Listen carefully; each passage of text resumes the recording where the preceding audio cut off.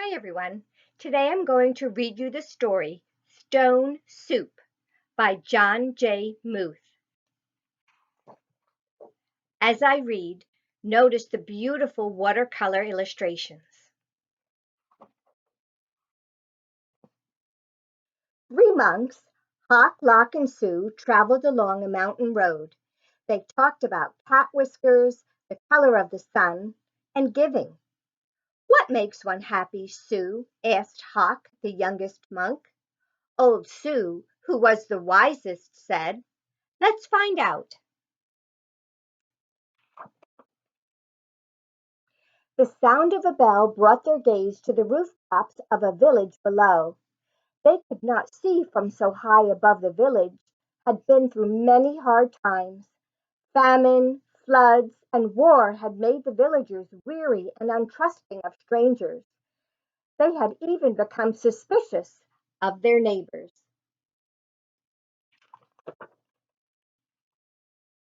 The villagers worked hard, but only for themselves.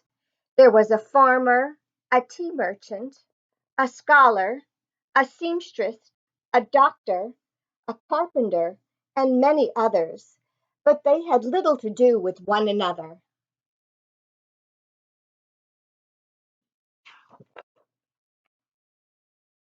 When the monks reached the front of the mountain, the villagers disappeared into their houses. No one came to greet them at the gates. And when the people saw them enter the village, they closed their windows tight.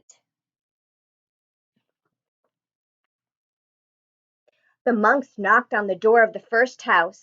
There was no answer. Then the house went dark. They knocked on a second door, and the same thing happened. It happened again and again from one house to the next. These people do not know happiness, they all agreed. But today, said Sue, his face bright as the moon, we will show them how to make stone soup. They gathered twigs and branches and made a fire. They placed a small tin pot on top and filled it with water from the village well. A brave little girl who had been watching came to them. What are you doing? She asked. We are gathering twigs, said Lock. We are making a fire, said Hawk. We are making stone soup, and we need 3 round, smooth stones, said Sue. The little girl helped the monks look around the courtyard until they found just the right ones. Then they put them in the water to cook. These stones will make excellent soup, said Sue. But this very small pot won't make enough, I'm afraid. My mother has a bigger pot, said the girl. The little girl ran home. As she started to take a pot, her mother asked what she was doing. The 3 strangers are making soup from stones, she said. They need our biggest pot. Said the girl's mother. Stones are easy to come by. I'd like to learn how to make that. The monks poked the coals. As smoke drifted up, the neighbors peered out from their windows. The fire in the large pot in the middle of the village was a true curiosity.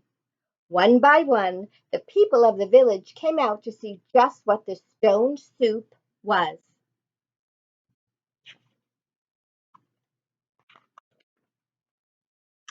Of course, old-style stone soup should be well seasoned with salt and pepper, said Hawk.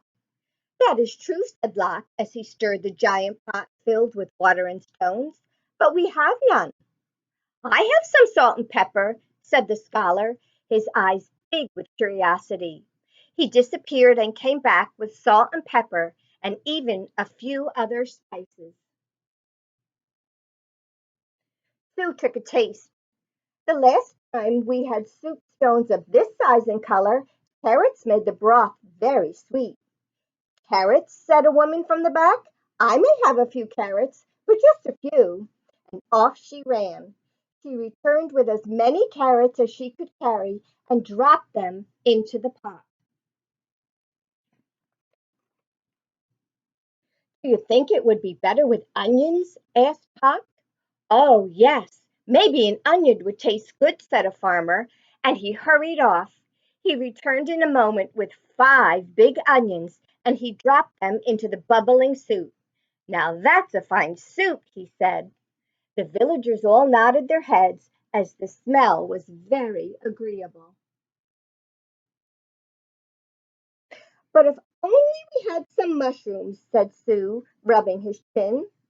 Several villagers licked their lips.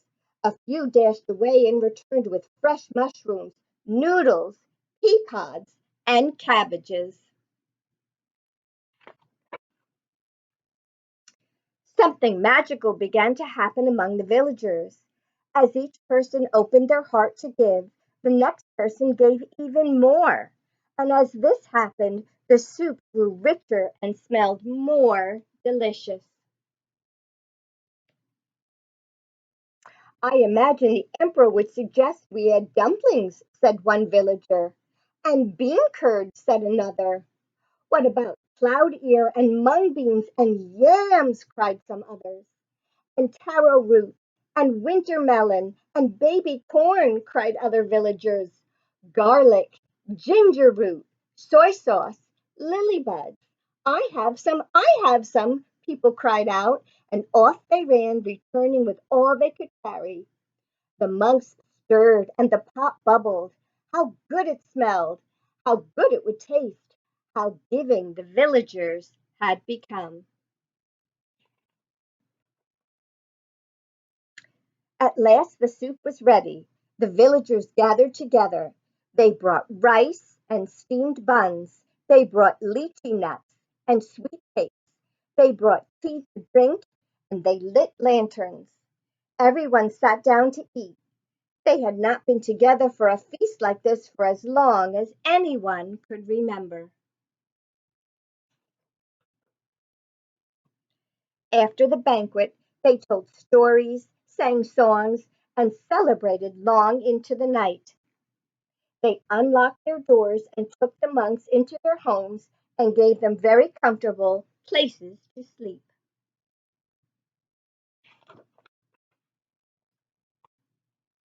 In the gentle morning, everyone gathered together near the willows to say farewell.